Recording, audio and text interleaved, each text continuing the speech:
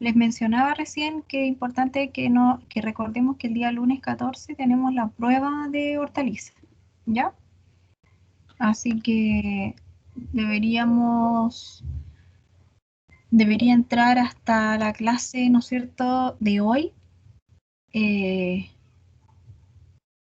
La próxima semana, el día, no sé si vieron Hola, el profe. aviso, el día miércoles no tenemos clase, el día 16.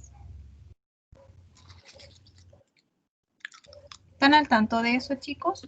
Revisen su correo electrónico, ¿ya? Para que no... ¿Cuándo no hay clase, profe? El día miércoles 16. Justo para el día de la prueba.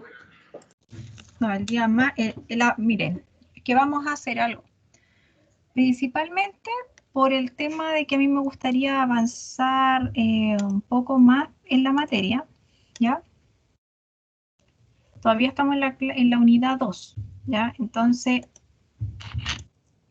yo creo que por las condiciones de hoy vamos a avanzar, pero no vamos, quizás nos va a quedar un poquito por ver. Entonces, a mí me gustaría aplazar para después del 18 la prueba. Por eso quería que estuvieran todos. Pero bueno, después les mandamos un aviso a los chiquillos que no se conecten, más que nada para que estén al tanto, ¿ya? Pero ¿por qué principalmente? Es porque me gustaría alcanzar a lo mejor a tener una clase más o menos como de resumen o de preguntas, ¿ya? Por ejemplo, tendríamos la clase, la siguiente sería el lunes 14, ¿ya? Luego tenemos feriado el día 16, que sería la siguiente clase de nosotros, ¿ya? Ya no hay clase el día 16. Luego tendríamos el lunes 21, ¿ya? Entonces, el lunes 21 tendríamos la prueba. ¿Les parece? ¿Cuándo, profe? El día lunes 21.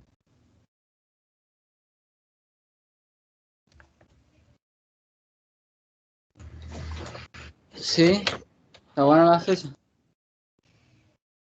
Principalmente porque me gustaría hacerles una clase más antes de la prueba.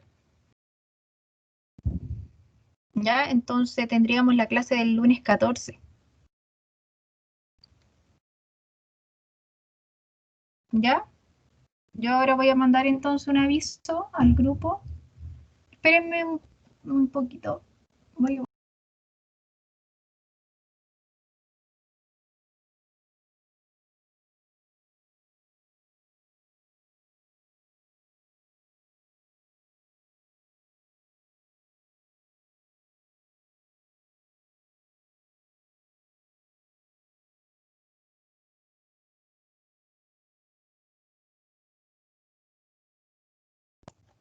Ya volví. Entonces voy a anotar acá el tiro.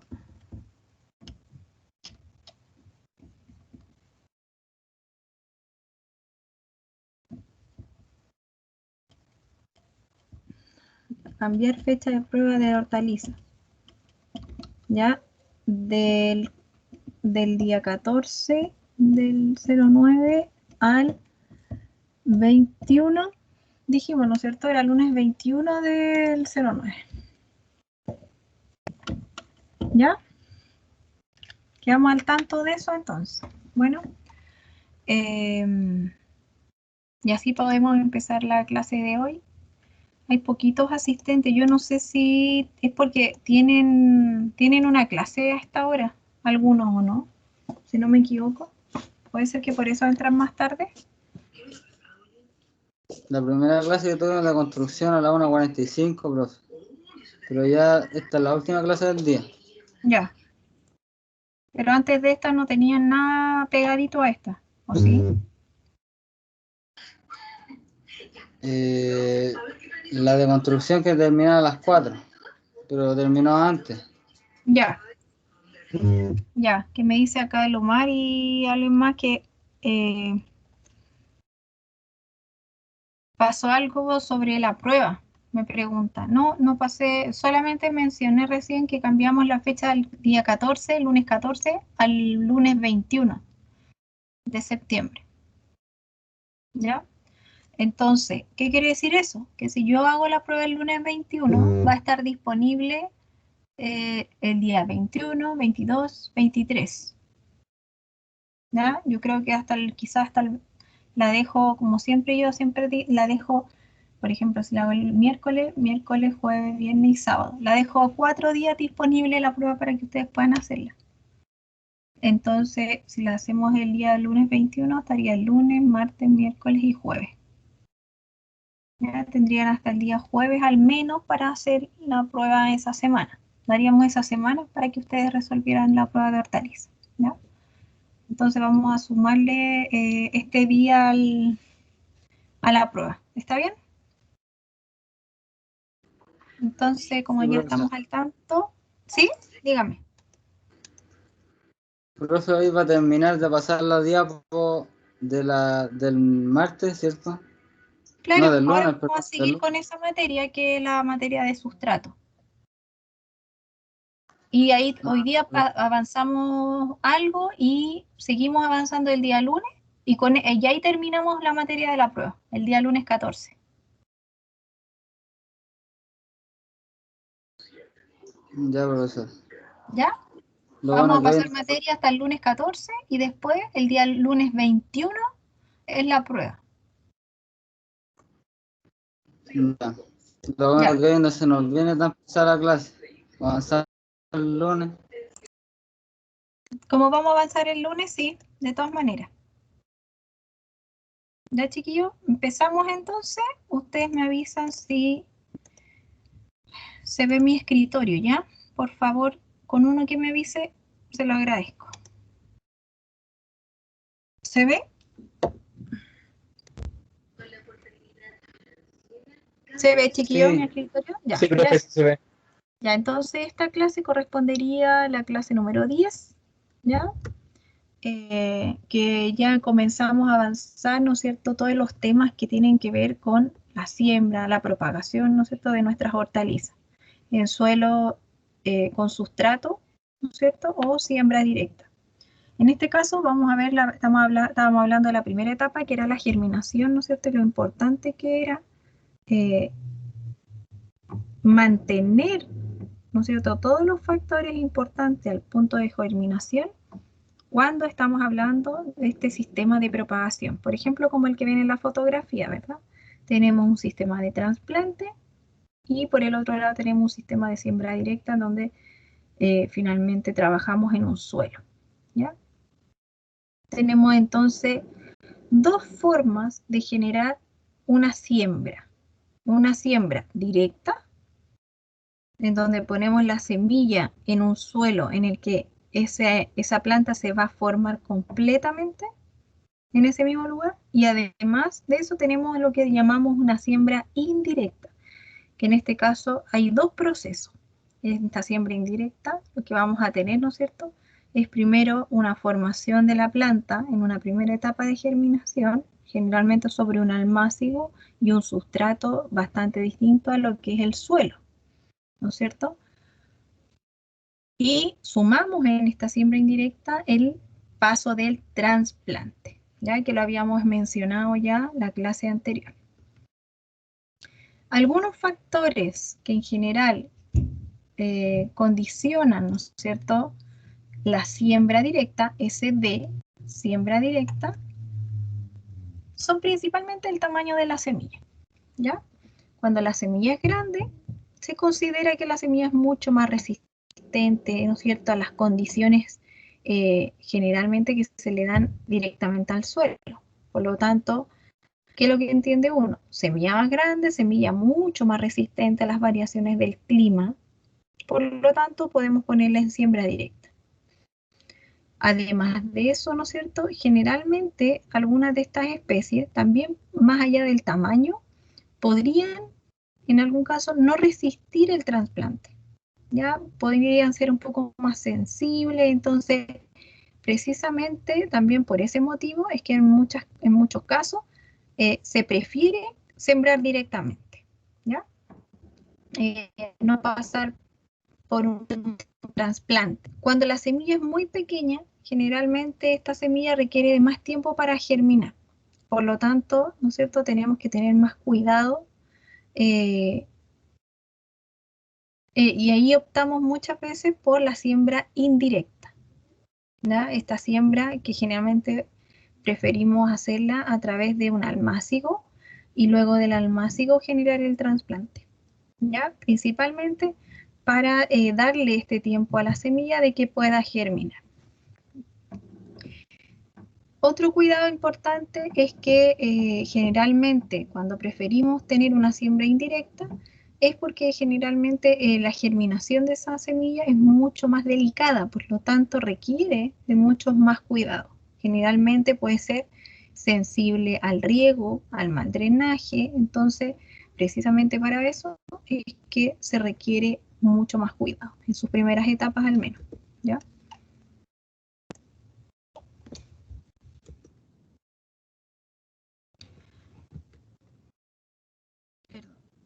Me pasé una, ya, ahí sí. Algunas de las ventajas que podríamos mencionar con respecto a estos dos sistemas de siembra es que el sistema de siembra de tipo indirecto, el SI, es principalmente, ¿no es cierto?, es que los plantines, en este caso, ¿ya? Pueden llevarse a cabo, ¿no es cierto?, en un lugar, ¿no es cierto?, mucho más acomodado a las temperaturas, ¿verdad? Son lugares pequeños que podemos rápidamente darnos cuenta si hay, por ejemplo, un problema en un metro cuadrado de planta. Podemos también en muchos casos mantener libre de maleza, ¿no es cierto? Regar rápidamente nuestras plantas, proteger siempre, ¿no es cierto?, del sol, de la lluvia, de las condiciones climáticas de las cuales siempre mencionamos. Entonces, principalmente esas son las ventajas. Y esas ventajas se las da el espacio, se las da muchas veces la protección de estar bajo condiciones controladas, ¿no es cierto? Y además porque muchas veces una gran cantidad de plantas puede ser manejada por una cantidad menor de personas también, ¿ya? Cuando hablamos de los semilleros, ¿no es cierto?, de los tipos de siembra, es importante mencionar el proceso de almácigo, que es lo que ustedes ven acá, ¿no es cierto?, que en un pequeño espacio podemos tener un gran número de plantas. Este espacio, que se llama almácigo, es una cuna, tal cual como dice ahí, es una cuna maternal en donde los cuidados de cada una de estas plantas, ¿no es cierto?, es especial, ¿ya? Cada almaciguera, ¿no es cierto?, se riega de manera particular cuando tenemos muchas especies, por ejemplo, compartiendo el mismo espacio. Estos almácigos tienen condiciones siempre apropiadas para la germinación principalmente, ¿no es cierto?, porque ese es el momento en que va a estar ahí. Después va a ocurrir lo que conocemos como el trasplante. Algunos factores importantes que debemos considerar cuando preparamos una almaciguera es principalmente tener un sustrato con una característica principalmente de ser un suelo suelto, aireado, libre de hongos, insectos y bacterias, ¿ya? Eso es muy importante. Luego podemos tener también un suelo franco, ¿ya? Porque cuando hablamos de sustrato, recuerden que no es una mezcla de arcilla, limo y arena, ¿ya? Pueden ser muchas cosas de las cuales ya hablamos antes. Sin embargo, cuando hablamos de un suelo, podemos armar un suelo nosotros con características francas. ¿Qué quiere decir franco? Generalmente en el campo se reconocen como dos partes de tierra, una parte de arena y una parte de humus. ¿Ya? En este caso puede ser humus, compost o estiércol. Pero esa parte es la parte esponjosa que le va a dar características de franco a esta, ¿no es cierto?, a este sustrato, a este suelo que vamos a armar para que le dé las mejores condiciones en la etapa de germinación a nuestra planta, ¿ya? Además de eso, idealmente debe tener todo el suelo y todo el ambiente un grado de desinfección. Algunas prácticas que se llevan a cabo, ¿no es cierto?, son la preparación del suelo, ¿ya? Y como ven acá nosotros vamos a ver que hay suelos con grandes partículas, con terrones, en donde se ve imposible de alguna manera que se desarrolle una hortaliza y principalmente en su primera etapa. Pero si nos vamos al segundo suelo, la segunda fotografía, vemos un suelo mucho más mullido. Eso es lo que nosotros deberíamos tener siempre al momento de preparar un suelo para una hortaliza, ¿ya? Siempre tener un suelo bien mullido, de fácil trabajo, muy suelto y bien aireado, ¿ya? Que es principalmente lo que vemos en la fotografía del medio y en la fotografía en donde sale la persona con una rastra. Además de eso, obviamente, debe estar rico en nutrientes, minerales, debe tener un aporte nutricional. Y, bueno, esta característica, ¿no es cierto?, que le da esta esponjosidad, que tiene que ver con una alta materia orgánica o humus, en este caso. Pueden ser ambas partes. Además de eso, ¿no es cierto?, debe tener un buen drenaje, porque el proceso de germinación debe ser, ¿no es cierto?, uno de los factores principales, el hecho de que la semilla reciba la cantidad de agua que requiere y esta agua, ¿no es cierto?, no se apose en el lugar, porque la semilla, una vez germinada, va a necesitar oxigenarse. Además de eso, tenemos que controlar el pH, ¿ya? pH ácidos se consideran más positivos en procesos de formación de flores, por ejemplo, pero pH más bien cercanos a 5, a 6, a 7, son, ¿no es cierto?, los pH con los cuales generalmente nosotros hablamos cuando queremos alcanzar un buen desarrollo en el tema de la germinación, no generarle un estrés mayor a la planta. Como último punto, ¿no es cierto?, que, bueno, inicialmente salino, ya que mencionamos que tiene esta relación también con el pH, pero lo importante es que este suelo, este sustrato debe estar siempre libre de patógenos, ¿ya? Para eso muchas veces tenemos que hacer procesos extras de desinfección para asegurarnos de este proceso. Con respecto a algunos manejos sobre el cultivo de las hortalizas, reconocemos que hay algunos que no son esenciales. Ya hablamos de la preparación de suelo, ¿verdad? Y el otro sistema, ¿no es cierto?, con el que se puede manejar muy bien el suelo es la fertilización. Debemos fertilizar siempre. Ojalá siempre aplicar humus, apoyar nuestro tema de fertilizaciones generalmente con algún grado quizás de purine, compost, turba y abonos verdes, ya que es un poco lo que vemos en la fotografía. Ahí me preguntaban que cómo se desinfecta el suelo. Hay distintos métodos de desinfectar el suelo, ¿ya? Generalmente uno de los más fáciles muchas veces es generar en este sentido. ¿Se escucha bien o avísenme si se llega a escuchar mal? ¿Ya? Por favor. ¿Se escucha bien? Ya. Algunos de los métodos que se utilizan bastante en algunos casos es la solarización, que es exponer los suelos a altas temperaturas, ¿ya? De esa manera, ¿no es cierto?, podemos nosotros con temperaturas disminuir la carga microbiológica de un suelo. Ustedes me dicen, pero ¿cómo puedo calentar una hectárea? Bueno, generalmente hay algunos procesos que se hacen en el suelo y que se dejan como un tiempo en reposo, pero ese reposo tiene una finalidad, que es levantar la temperatura de ese suelo. ¿Y cómo se hace generalmente? Incorporando algunas materias orgánicas al suelo que hacen que el suelo de alguna manera comience a fermentar. Este suelo, al fermentar, genera una alta temperatura, puede llegar a sobrepasar los 60 grados en muchos casos. Y con esa temperatura nosotros podemos bajar la carga microbiológica, ¿ya? Pero ¿qué necesitamos? Materia orgánica, incorporarla al suelo y luego tapar el suelo. Tapar con nylon, que generalmente son nylon oscuro, en donde lo que nosotros logramos ahí es que el calor se retenga en ese perfil de suelo, ¿ya?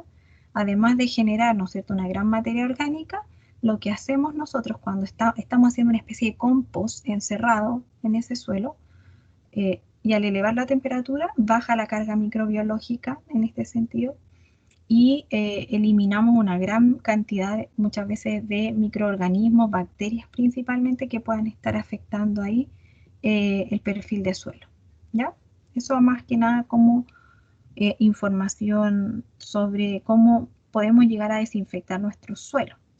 De manera un poco más pequeña, ¿no es cierto? Sustratos de suelo, por ejemplo, para una almaciguera, podemos nosotros calentar los suelos, ¿ya? Con vapores calientes, hacer como una especie de baño María, como lo que se conoce, en donde ponemos un fondo con agua, ese fondo con agua lo calentamos y arriba de ese fondo con agua ponemos un fondo con el sustrato o la tierra, ¿no es cierto? En este caso el suelo que queremos nosotros utilizar.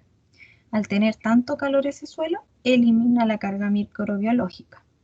Además de eso, también hay algunas sustancias cloradas que se pueden aplicar al suelo en disolución, que también se pueden aplicar, ¿no es cierto? Y bajar la carga microbiológica, principalmente de bacterias, ¿ya? Para bajar cargas microbiológicas de hongo, es necesario aplicar en muchos casos algún tipo de fungicida al suelo.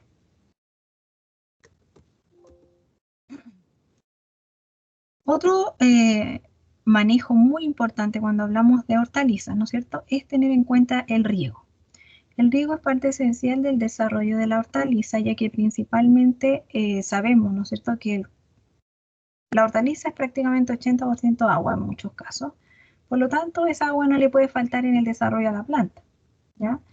También es esencial, ya que a partir, ¿no es cierto?, del agua es que se forman los azúcares, ¿no es cierto? Tenemos la fotosíntesis. Y además de eso, ¿no es cierto?, es capaz el agua de transportar desde el suelo hacia la parte aérea todos los nutrientes que nosotros podamos aportar. Es de alguna manera como el canal transportador de todas las sustancias que están en el suelo. Por lo tanto, cualquier manejo inadecuado del riego podría generar, ¿no es cierto?, pérdidas totales muchas veces de lo que es una producción de hortaliza, ¿ya? La idea siempre es no limitarse con el agua en una hortaliza, controlarla pero no limitarla, no estresar la planta. Y además de eso, ojalá siempre tener disponibilidad al 100%, ya que una hortaliza, ¿no es cierto?, no tiene un calendario rígido de riego como generalmente podría tener un frutal mayor, que es mucho más resistente porque tiene un cuerpo, ¿no es cierto?, que puede sobrellevar un nivel de estrés hídrico mayor que lo que sería una hortaliza que tiene un cuerpo completamente herbáceo, ¿ya?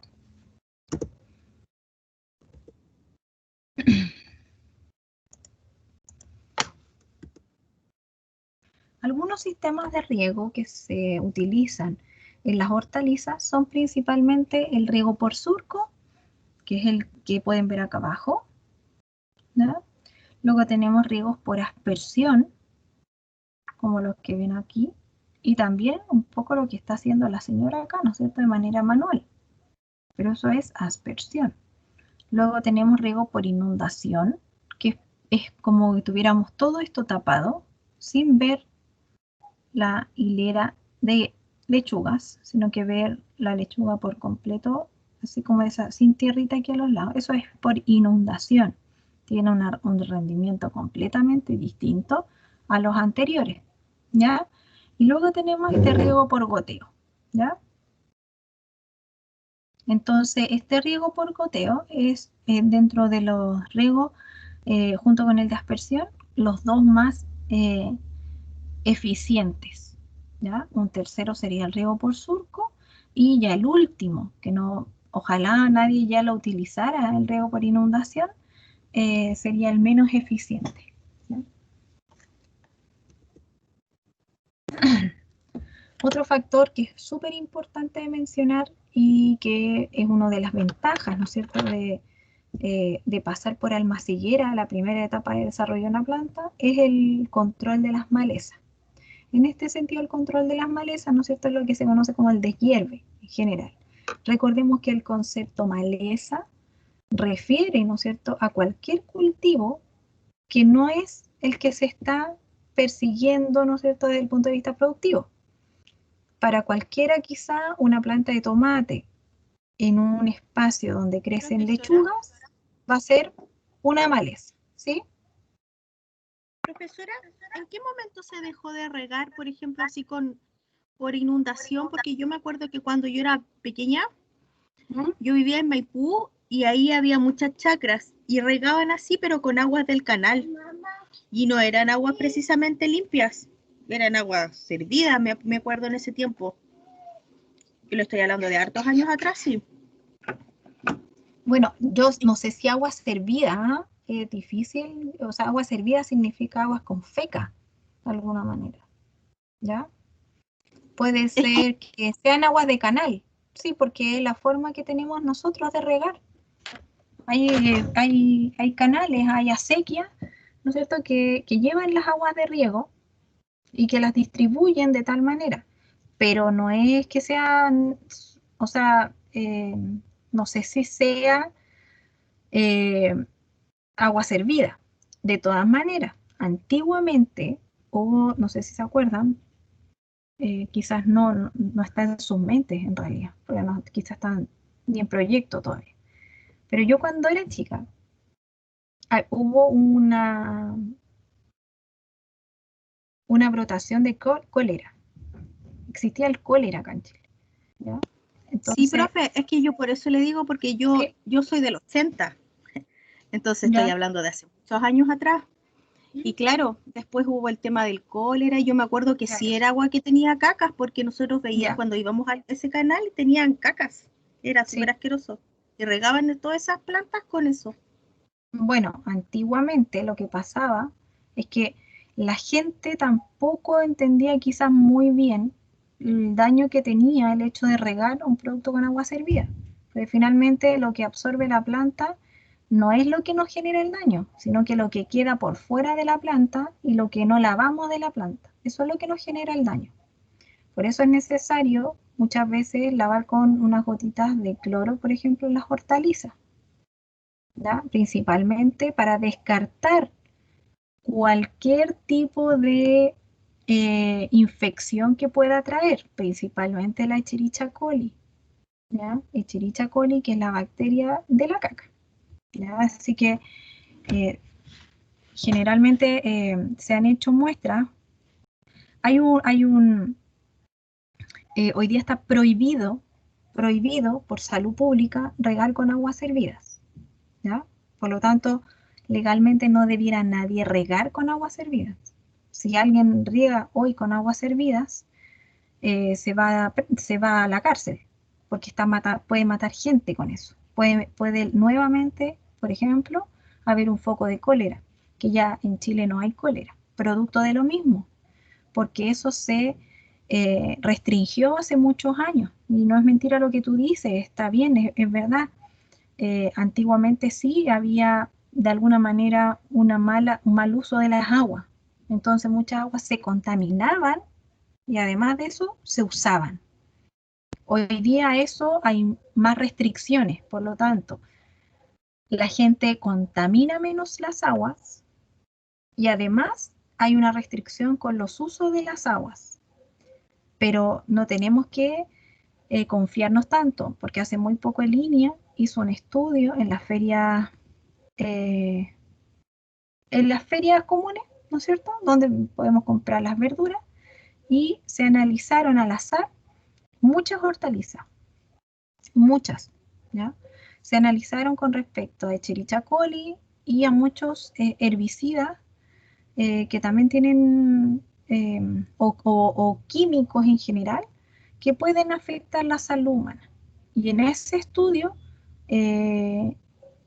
ese estudio arrojó que en muchos casos se encontraron partículas de Escherichia coli, quiere decir, ¿no es cierto?, que se regaron y se contaminaron. También se encontraron trazas de algunos químicos bastante fuertes y dañinos. ¿Qué quiere decir eso? Que se aplicaron y, ¿no es cierto?, quedaron ahí en el producto que vamos a consumir. Y también se encontraron muchos metales pesados. Y eso también quiere decir que se están contaminando agua con las cuales se está regando. Entonces, hay estudios que ya, ¿no es cierto?, están tratando de buscar de alguna manera cómo focalizarse en que el agricultor mejore sus prácticas agrícolas, ¿ya? Porque también depende mucho del agricultor. Todo esto que nosotros estamos viendo ahora, quizá ustedes cuando vayan al campo van a decir, no, pero sí, ahí no se hace así, en la realidad no se hace así. Y es verdad, muchas veces nosotros entregamos una teoría y cuando vamos al campo nos damos cuenta que no es tan así. Pero ¿por qué de alguna manera no mejoramos eso? Porque nosotros sabemos que hay algunas labores que debieran hacerse, pero no por eso se hacen. Pero la idea es ir mejorando, ¿no es cierto? Y si hay algunas labores que antes no se hacían, hoy día es mejor hacerlas. Parte de eso es mejorar los sistemas de riego. ¿Ya? Hoy día se vuelve esencial que la gente mejore su sistema de riego. Ya nadie debiera depender de, por ejemplo, si llega o no llega el agua. Sin embargo, prácticamente todos los hortaliceros riegan cuando les llega el agua. ¿Ya? Entonces, ¿qué es lo que debiera pasar? El hortalicero, por ejemplo, tenga acumuladores de agua, riegue por riego tecnificado. Ojalá con con la mínima técnica, pero no depender, ¿no es cierto?, de un riego que sea por inundación o por tendido. Ya eso es como lo más importante hoy día, y si bien se ha hecho por años en el campo, la idea es que esto lo vamos cambiando, porque hay un recurso natural, que es el agua, que está, ¿no es cierto?, completamente desgastado. Por lo tanto, eso también debemos llevarlo y transparentarlo y mostrárselo al campo, que hay algunas maneras que podemos nosotros mejorar lo que es, ¿no es cierto?, los rendimientos, también incorporando algunos sistemas de tecnificación que quizás son básicas, son simples, ¿ya? Otra manera también de trabajar, ¿sí? Tengo una duda con respecto al tema del riego. Sí, dígame. Si yo, por ejemplo, tengo una plantación y riego mi huerto, no sé, mi huerto con aguas que no son servidas, sino que son, por ejemplo, reutilizadas, por ejemplo, que sean de loza o del lavamanos y esas cosas, se puede usar. La planta tiene la capacidad de filtrar eso. O sea, en algún grado sí, pero también puede sufrir toxicidad. Por eso que cuando uno ocupa las aguas grises, que se llaman, ¿ya? A eso se le llama aguas grises, y hoy día lo que se busca es mejorar la reutilización de las aguas grises. Así que si ustedes lo pueden integrar en sus hogares, es maravilloso, ¿ya? Que todas las aguas que salen de los lavados, que no sean del water, del WC, todo el resto de las aguas se pueden considerar aguas grises. Y todas esas aguas grises pueden pasar por un proceso de filtrado que se puede hacer a través de distintas piedras, arena, y reutilizar. Y generalmente esa agua queda completamente reutilizable después, ¿no es cierto?, de hacer un par de sistemas de filtro que se llaman biofiltro, con los cuales queda completamente disponible para regar sus plantas, de todas maneras. Y eso se puede hacer a nivel doméstico como a nivel agrícola, ¿ya? La planta es capaz de filtrar, sí es capaz de filtrar, pero también se puede intoxicar. ¿Ya? ¿Ya? Sí, me Así gusta que ese tema. eso se llama aguas grises. Para los que estén con ganas de a lo mejor incorporarlo o de innovar en algún tema, trabajar con las aguas grises hoy día está como, no sé, pues dentro de los proyectos financiados por los gobiernos regionales, por ejemplo. Se está viendo mucho fomentar ese tipo de labor, principalmente porque el recurso de agua no está tan disponible, por lo tanto hay lugares agrícolas que están dejando de serlo simplemente porque no hay con qué regar. ¿Ya? Sí. Así Profesora, que ahí les dejo el nombre, aguas grises. ¿Sí? con respecto a eso, yo también leí un reportaje que hacían como piscinas, que habían unas algas que filtraban también el agua. Sí, sí. ¿Cómo puedo averiguar más sobre eso? ¿Cómo se llama? Bueno, ¿Se eso, llamará? yo creo que si buscas como biofiltros, como biofiltros, puedes encontrar mucha información. Biofiltro, por ejemplo, de aguas grises o biofiltro. ¿Por qué? Porque la Ya. alga lo que hace, ¿no es cierto?, es tomar muchos de estos compuestos y oxigena las aguas. Por lo tanto, hay piscinas que son transparentes, producto muchas veces de algún microorganismo, ya que hace esa labor de purificar. Así que ahí pueden estudiar también eso, o lo podemos ver quizá en alguna exposición que sea precisamente de eso también, ¿ya? Entonces, lo otro que les quería mencionar para ir avanzando un poco es el control de malezas dentro de un huerto de hortícola, ¿no es cierto? Porque como ven en la fotografía, ahí tienen, ¿no es cierto?, una plantación que se nota que está en hilera, ordenada, y tienen una champa en medio, ¿no es cierto?, de una mala hierba.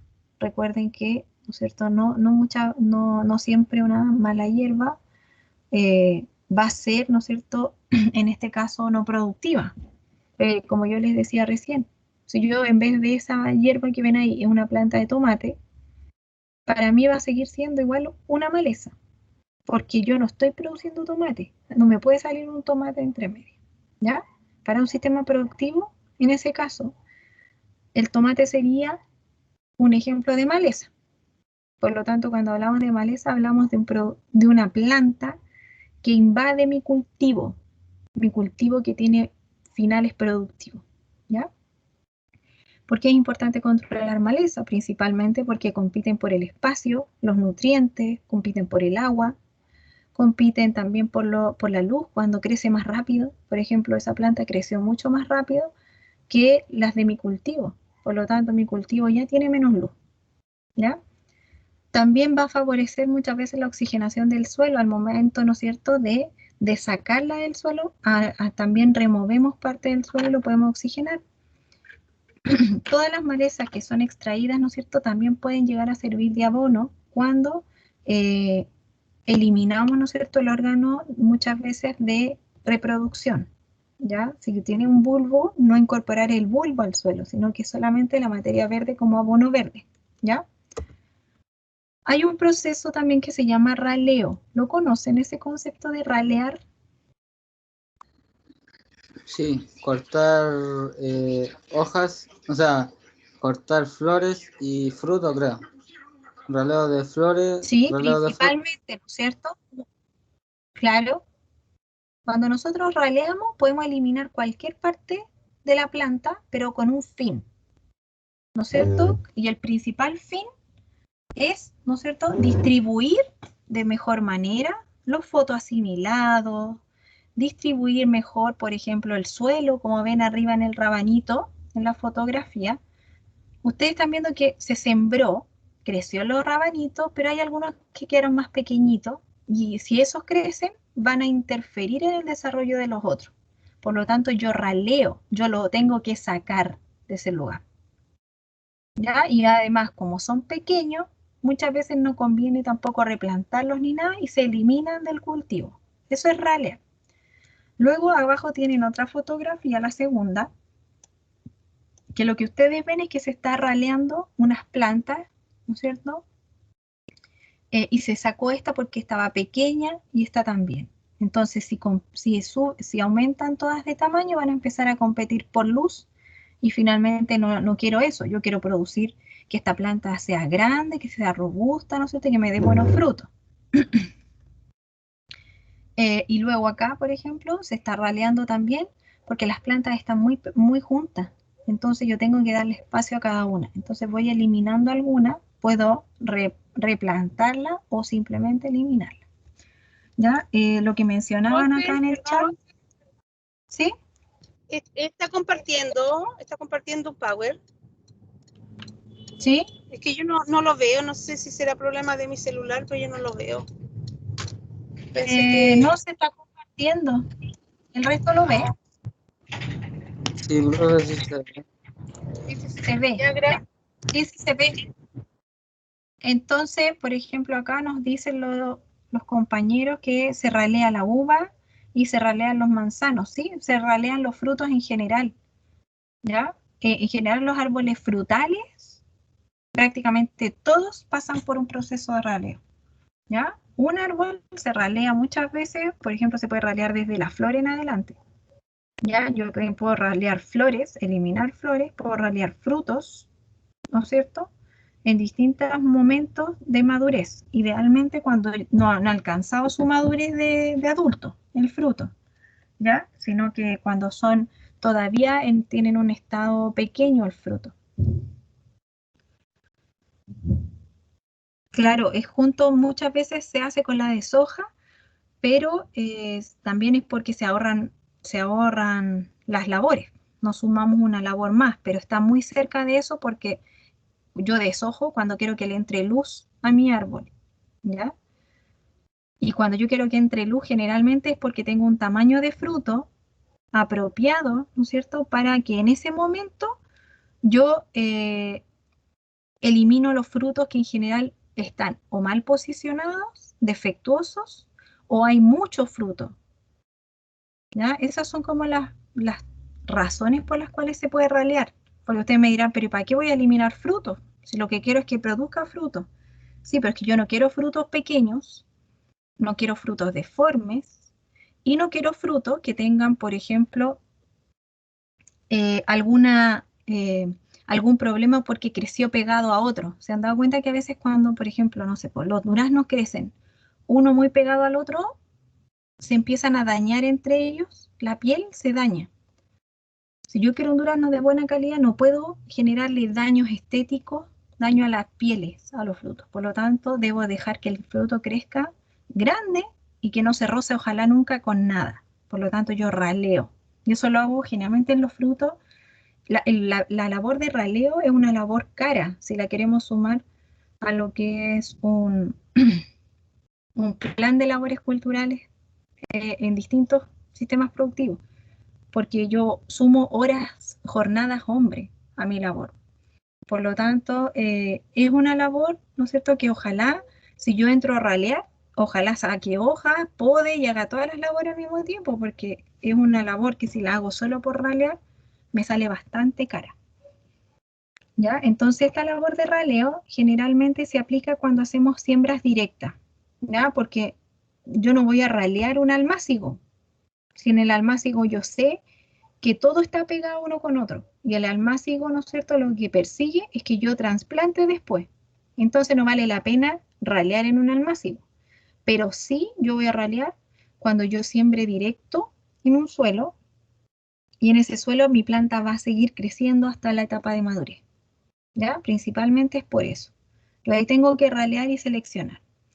El riego generalmente se recomienda siempre mantener los suelos bien drenados y bien regados cuando se hace alguna labor como estresante al sistema de cultivo en general.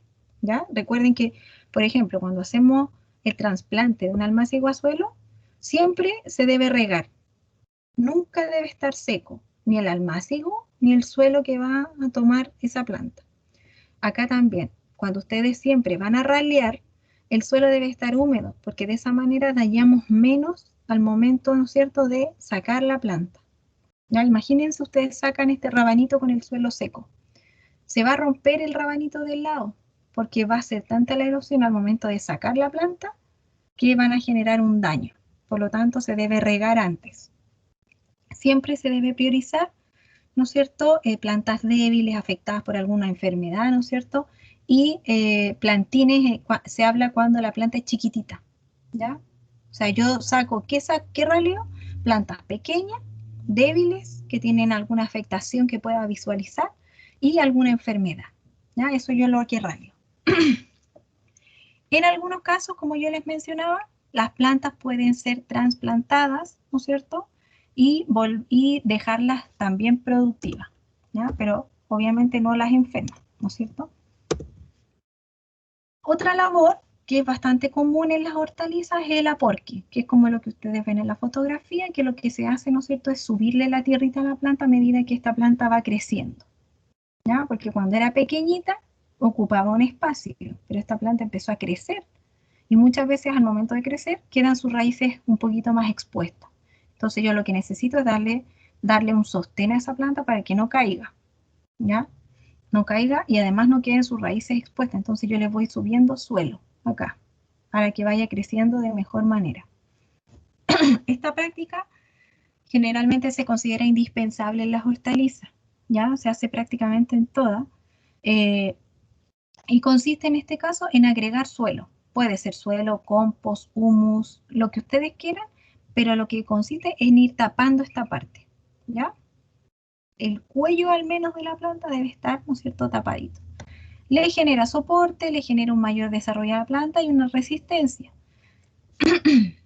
Ya se recomienda obviamente en algunos cultivos que generalmente tienen un fruto grande en la parte aérea, para principalmente darle más sostén, ya solo por eso. Y en algunos tubérculos, principalmente porque plantas que generan tubérculos en la parte de la raíz, tienden estos tubérculos a empezar a salir cuando se empiezan a desarrollar, por lo tanto yo tengo que estarles poniendo tierra encima.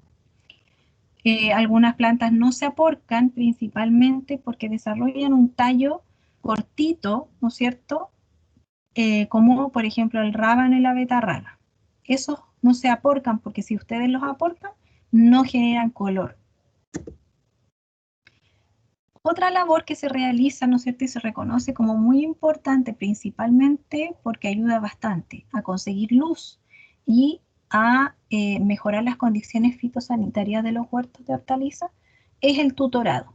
El tutorado es generarle un tutor, ocupar un tutor para el desarrollo de mi planta.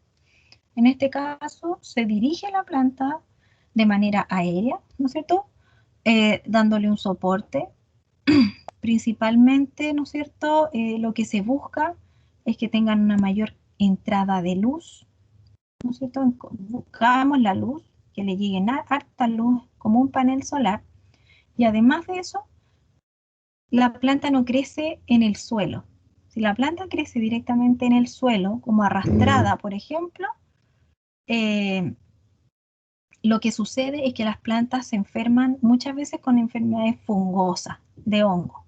Por lo tanto, la hortaliza es muy sensible a enfermedades por hongo, por lo tanto, una buena manera también de mejorar la salud de la planta, ¿ya? Y además de eso, tenemos de mejor manera la facilidad de cosechar los frutos, ¿no es cierto? Porque si ese tomate, por ejemplo, que ustedes ven ahí, crece en el suelo, el tomate antes de madurar ya va a estar podrido, ¿no es cierto?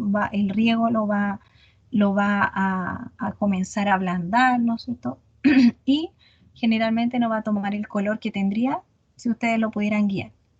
Los zapallos también, por ejemplo, también podrían estar así. Y hay muchos cultivos que se pueden tutorar. Facilita en este caso la floración, facilita la polinización, porque las flores están mucho más disponibles, ¿sí? Profesor, ¿el colegio lo usan para tutor? Porque yo he visto que usan allá en el sur el colegio como tutor. Claro, es que generalmente el tutorado lo que se hace es con madera, ¿no es cierto? Como lo que ven acá ustedes, miren. Aquí ven, ¿no es cierto? Estas varas, cualquier tipo de vara puede llegar a servir en este caso, ¿ya? Esta de acá parece más como un coligüe, fíjense, la parte de acá abajo, esta, por ejemplo, es un tutor. Acá ponen un tutor y le ponen un anillo. Estas son cosas que se venden para esto, ¿eh? Pero generalmente uno lo va a ver y lo va a ver con una marrita de plástico o algo así más en la realidad, ¿ya? Pero el coligüe es una de las varas que se utilizan, ¿sí? Profe, y ese anillo es como para evitar que se corte el tallo, ¿cierto? Porque si le pone un lazo se va a cortar, o un alambre. Lo que pasa es que en este caso, esto, por ejemplo, no raja los tejidos. Si ustedes ponen un hilo corta el tejido. Este tejido va a ir creciendo y fíjense que esto está abierto aquí.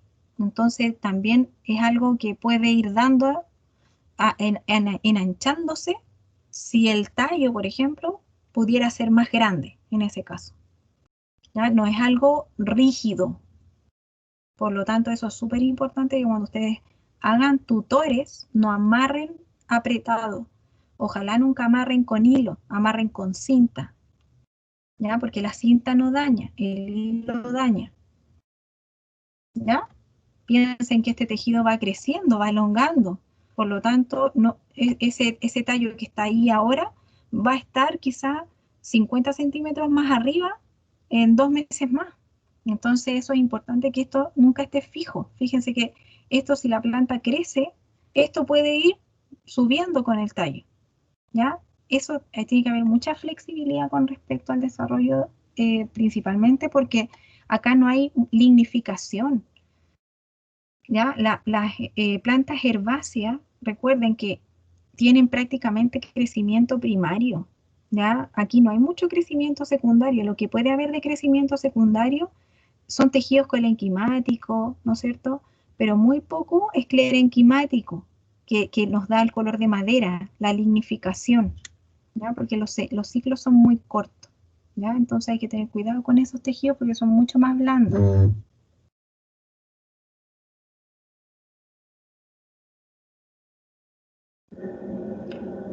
¿Qué más? ¿Qué más? A ver, vamos avanzando. La poda.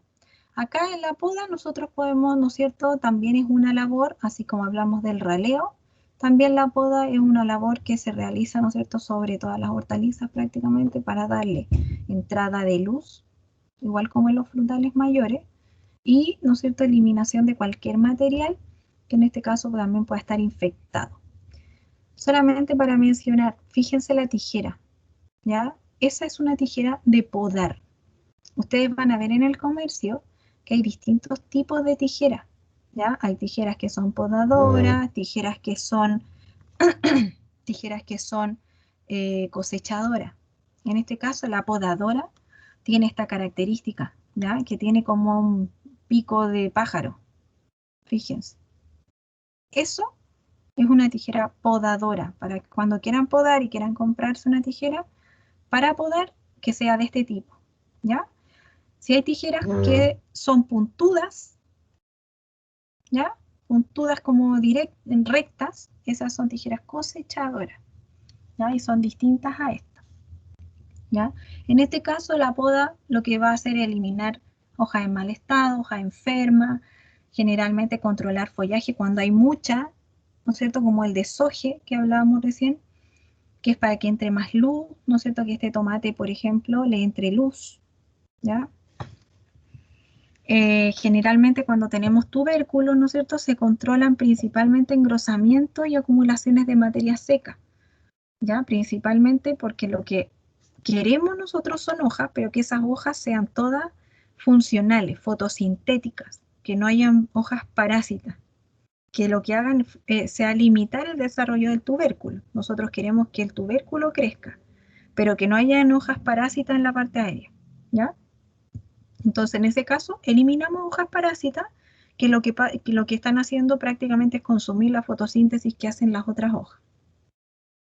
También en muchos casos, la poda facilita operaciones de recolección. Principalmente entonces cuando ustedes tengan, por ejemplo, esta cantidad de tomate, para que el recolector de tomate, en este caso, coseche mucho más rápido, es importante hacer muchas veces podas anticipadas a la cosecha para facilitar en este sentido la última etapa, que es la etapa de la maduración y después la cosecha, ¿ya?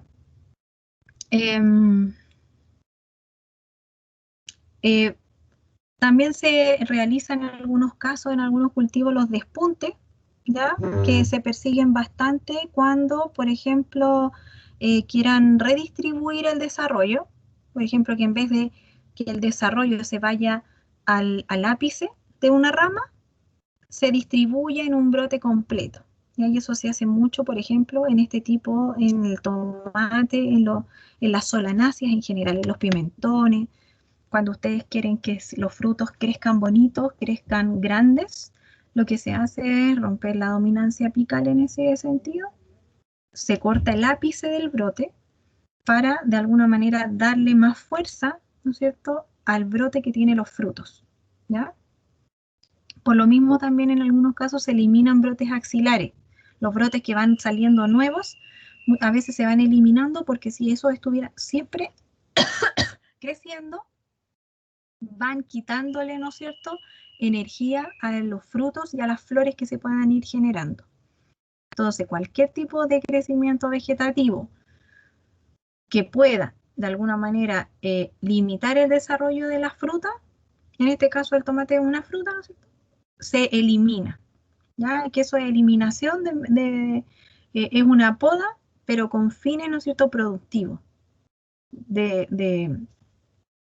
Para que de alguna manera toda la energía que está generándose por fotosíntesis, toda se vaya a los frutos y no se vaya al brote vegetativo nuevo, sino que a los frutos.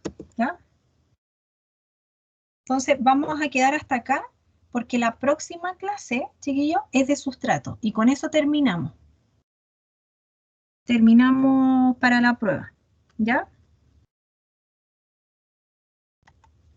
¿Me escuchan? Ya, profe, gracias. ¿Ya? Así que vamos a terminar acá. El lunes pasamos entonces la última clase, que sería para la prueba. ¿Ya? Recuerden, chicos, nuevamente, el lunes no sería la prueba. La vamos a hacer el 21 de septiembre. Bueno, yo de todas maneras ahora les voy a avisar de nuevo, les voy a mandar un mensaje al WhatsApp, al Teams, para que lo recuerden, y lo voy a cambiar en el ambiente de aprendizaje, para que no les salga en el calendario. ¿Ya? Porque a ustedes les debe salir en el calendario que tienen prueba el lunes, ¿no? Como un aviso. Entonces, para que no les salga ese aviso, voy a cambiar la fecha de la prueba en el sistema también. Ya, chicos, así que dejamos hasta acá la clase de hoy y ojalá